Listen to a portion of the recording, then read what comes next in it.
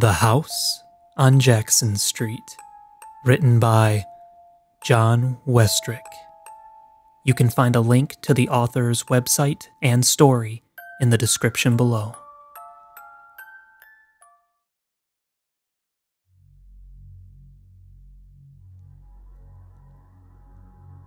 I used to walk with her.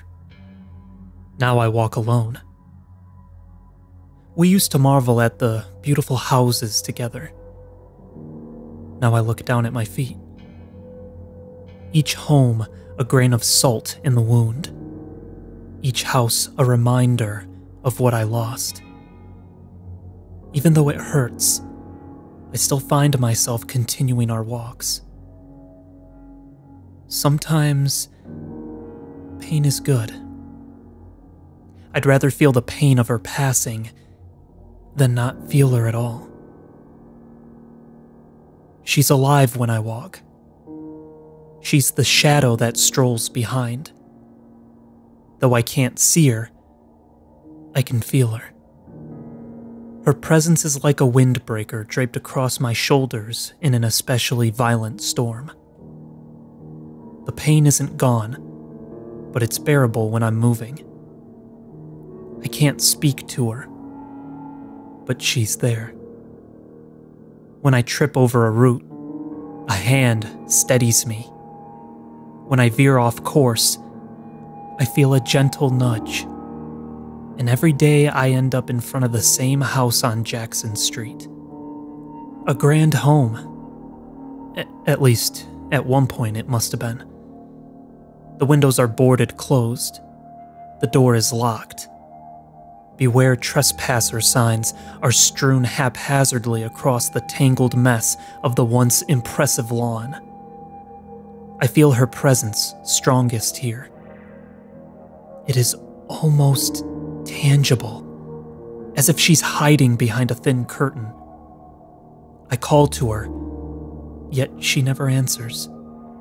I reach for her, yet I can never lay hands on her.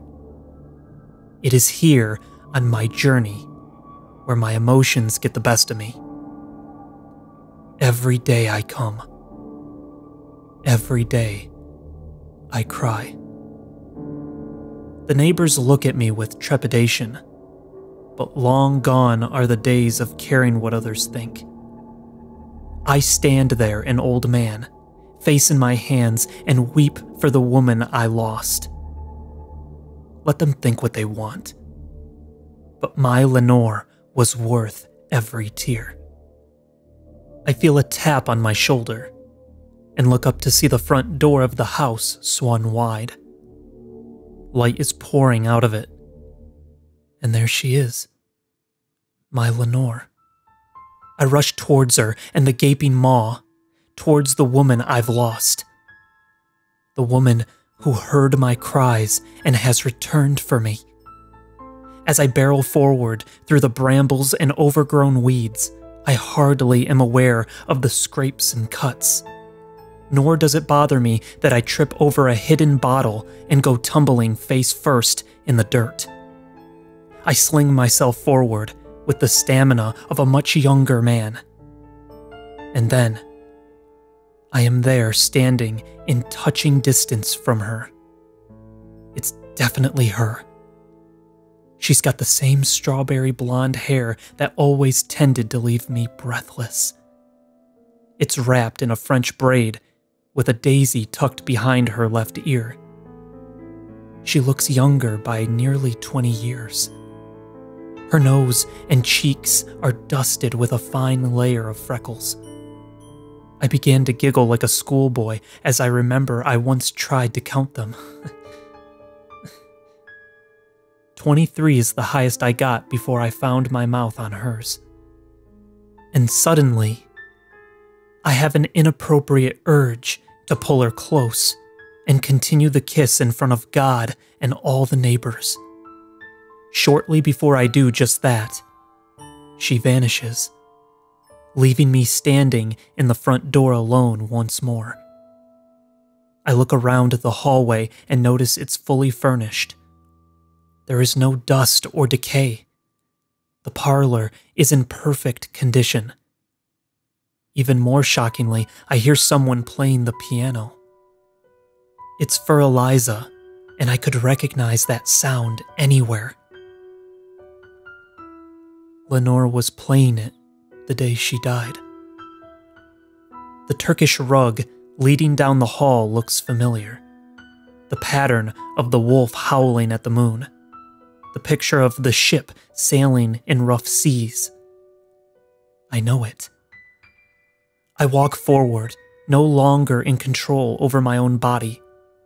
Instead, everything begins to flash in front of me like a movie. I see my own hand reach for the gilded doorknob. I know on the other side of this door is a set of stairs that leads to the great room. Still, I don't remember. I can't remember. They threaten to come back, but I don't let them. I don't want to remember. I'm back. Oh, God, have mercy on me. I'm back to the day my wife died. I come to this conclusion even as my own traitorous hand throws wide the hallway door. I fight for control. I do everything in my power to not see. My eyes fling wide, and I look to see the back of my sweet Lenore's head, the daisy still perched behind her ear. She's playing, and she doesn't know I've arrived. I know what is coming, but I don't want to. Yet those feet, those mutinous feet keep pushing me forward. First up one step, then two. Before I even know it, I've scaled half of them. Now I can see her back. She's in a flowery dress with what looks to be hummingbirds sucking at the honey. For Eliza is ramping up, and the song is nearing its climax. And then I see it. Him, to be precise. He's lounging in my chair, drinking my whiskey, with his shirt partially unbuttoned. Rage, white hot, fills me once more. I look to the left and then the right, and that's when I see my cavalry saber hung on the wall for decoration. I remember the outcome, yet I can't force myself to let go of its hilt. My hand turns white from grasping it so hard. There's nothing I can do to lessen my grip. I see myself marching up behind her, sword held high in one hand. For Eliza climaxes as my arm swings. I strike her left shoulder blade, and with a discordant whine, the music stops altogether. Inwardly, I scream. I curse my horrible temper. I watch as she slumps out of her chair. Without a second glance, I am charging the man just beginning to look up from his comfortable spot in my seat. My blade penetrates his right abdomen. He lets out one shriek before my second swing catches him directly in the throat. I am appalled at the blood spurting from his nearly decapitated neck. My hands are scarlet. I feel wet stickiness oozing down my face. Yet I can't control my own limbs as they swing and swing and swing, chopping the man into kindling. I try to close my eyes, but they won't. So I see his hand go flying. I watch as his innards come bubbling out of his abdomen. I split his head like a grape and watch his brain matter leak out of the side of it. To my dismay, I hear a gurgling sound coming from behind me. I turn, knowing what I'll see, but powerless to stop it. I look to see my Lenore's face towards me trying to speak. Blood bubbles drizzling out of the side of her mouth. I don't need to hear the words to know what she is trying to say. Please. Please. No more. Pity fills my heart, and my own eyes refuse to cry. Please. Don't do this. I scream at myself in vain. I watch as I slowly move towards my former wife, letting the blade carve a wicked groove into the marble floor. With no mercy, my arm swings the blade up once, then twice, then 3 times, and all goes black. Finally, I regain control of my limbs and body. I look up to see a vandalized great hall with a nasty groove in the marble floor.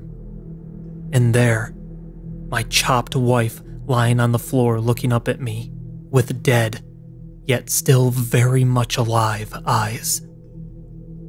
I see the monstrosity of my late wife clamber to her feet.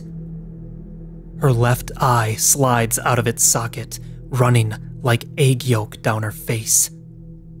Black pustule blood leaks from her wounds.